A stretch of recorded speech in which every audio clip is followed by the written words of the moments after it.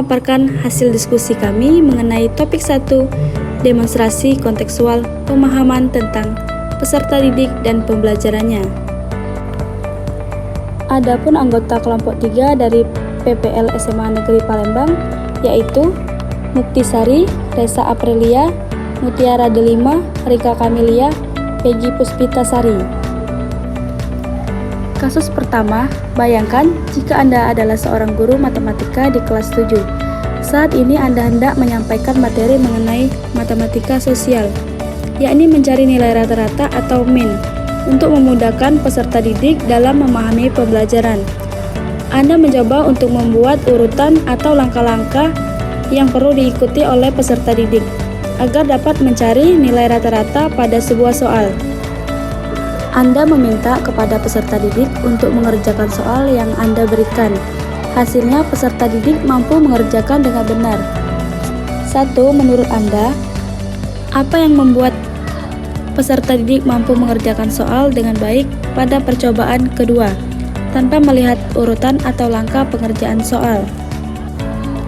Menurut pendapat kelompok kami, pada saat proses pembelajaran berlangsung, guru telah menanamkan konsep dasar dan menerapkan langkah-langkah dalam menyelesaikan soal dengan prosedural yang jelas serta gaya belajar dan metode yang diminati oleh peserta didik sehingga membuat peserta didik lebih mudah memahami dan mengingat apa yang sudah dipelajari.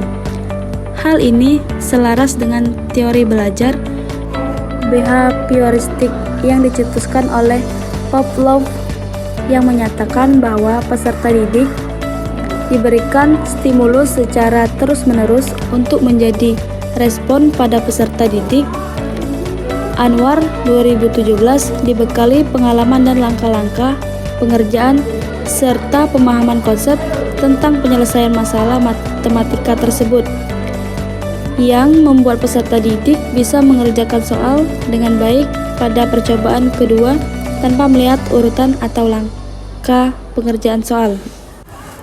2. Sebagai seorang calon guru, dalam kegiatan belajar yang seperti apa metode di atas dapat diterapkan? Elaborasi jawaban Anda dengan menyertai teori yang berkaitan. Sebagai calon guru, metode di atas adalah contoh yang baik untuk melatih pemahaman konsep peserta didik. Pembelajaran pada contoh kasus di atas sangat erat kaitannya dengan pendekatan konstruktivisme. Konstruktivisme adalah pendekatan yang menunjukkan pembelajaran lebih efektif dan bermakna ketika siswa mampu berinteraksi dengan masalah atau konsep. Ningsi 2018 sejalan dengan pendapat Jean Piaget mengenai teori belajar konstruktivisme. Pemahaman akan berkembang semakin dalam dan kuat apabila individu tersebut selalu diuji oleh pengalaman baru. Selaras pula dengan yang dipaparkan oleh Vygotsky mengenai belajar konstruktivisme yang berpendapat bahwa belajar merupakan suatu interaksi sosial antara individu dengan lingkungannya. Adapun gaya belajar dapat menggunakan gaya belajar kinestetik dengan mengaitkan permasalahan kehidupan sehari-hari pada materi mencari rata-rata atau min, yaitu mengelompokkan data-data dari ukuran sepatu peserta didik dan dikaitkan mengenai materi men. Kasus 2, Rina adalah seorang guru di kelas 1 SD. Sebagian besar peserta didiknya belum bisa berhitung dengan lancar. Rina sedang memikirkan cara sesuai untuk membantu setiap peserta didik menyelesaikan tentang belajarnya. 1. Menurut Anda, apa yang dapat Rina lakukan untuk membantu peserta didiknya sesuai dengan tahapan perkembangan usia? Berdasarkan kasus di atas, untuk membantu peserta didik kelas 1 SD yang bagian besar belum bisa berhitung dengan lancar sesuai tahapan perkembangannya. Jika diamati tahapan perkembangannya peserta didik kelas 1 SD berkisar usia 6-8 tahun. Menurut Jean Piaget, usia tersebut masuk pada tahap operasional konkret di mana sebagian besar peserta didik yang berada pada tahapan ini sudah mampu berpikir logis dan konkret. Maradina 2020, Rina sebagai seorang guru di kelas 1 SD dapat melakukan beberapa langkah, yaitu 1. Memahami tahapan perkembangan peserta didik usia SD. 2. Menggunakan media ajar konkret yang di dalamnya terdapat tanda atau simbol sebagai media berhitung. 3. Dapat menggunakan pembelajaran berbasis game. 4. Memberikan motivasi dan umpan balik yang positif pada peserta didik. Contoh media pembelajaran untuk peserta didik kelas 1 SD belajar berhitung adalah benda-benda di sekitar kelas, misalnya dengan menghitung meja, kursi, atau jendela yang ada di kelas. 2. Mengapa Anda menyarankan hal tersebut? Elaborasi jawaban Anda dengan menyertakan teori yang berkaitan. Kami menyarankan hal tersebut karena langkah di atas sesuai dengan teori Jean Piaget yang mengemukakan bahwa peserta didik kelas 1 SD dikategorikan pada fase operasional konkret. Menurut Jean Piaget, pada fase ini peserta didik menyukai belajar melalui pengalaman langsung dan memanipulasi benda fisik yang dijadikan media pembelajaran lebih nyata. Selain disebabkan karena fase operasional konkret, karena menurut Marinda 2020, pada tahap ini anak mulai merepresentasikan dunia dengan kata-kata dan gambar-gambar. Hal yang disarankan di atas sesuai dengan teori belajar konstruktivisme karena pembelajaran tersebut membangun pemahaman serta pengetahuan peserta didik melalui pengalaman yang dimiliki, yaitu berkaitan dengan benda-benda sekitar. Kasus 3. Made adalah seorang guru yang mengajar di salah satu sekolah negeri wilayah Bali. Ia mengampu mata pembelajaran bahasa Indonesia. Ia hendak mengajarkan materi teks deskripsi pada peserta didiknya. Pada buku cetak yang menjadi panduannya saat mengajar, terdapat beberapa contoh teks deskripsi menceritakan tentang bangunan-bangunan pencakar langit yang ada di ibu kota.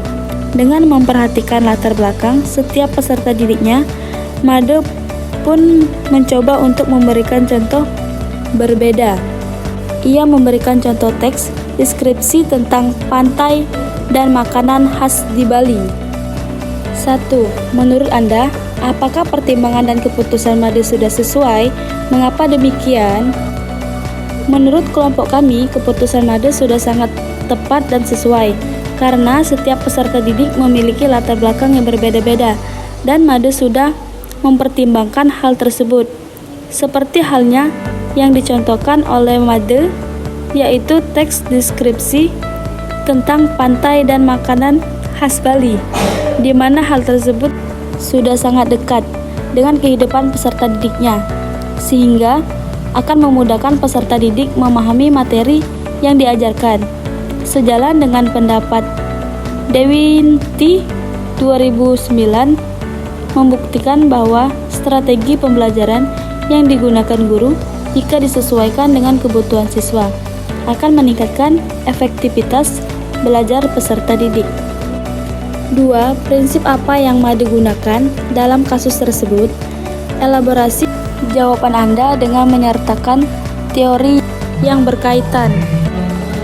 Prinsip yang Made gunakan dalam kasus tersebut adalah prinsip pembelajaran relevansi dan kontekstual atau CRT, di mana pembelajaran dirancang sesuai konteks, lingkungan, dan budaya peserta didik akan lebih mudah menangkap materi yang disampaikan karena berhubungan langsung dengan kehidupan sehari-hari.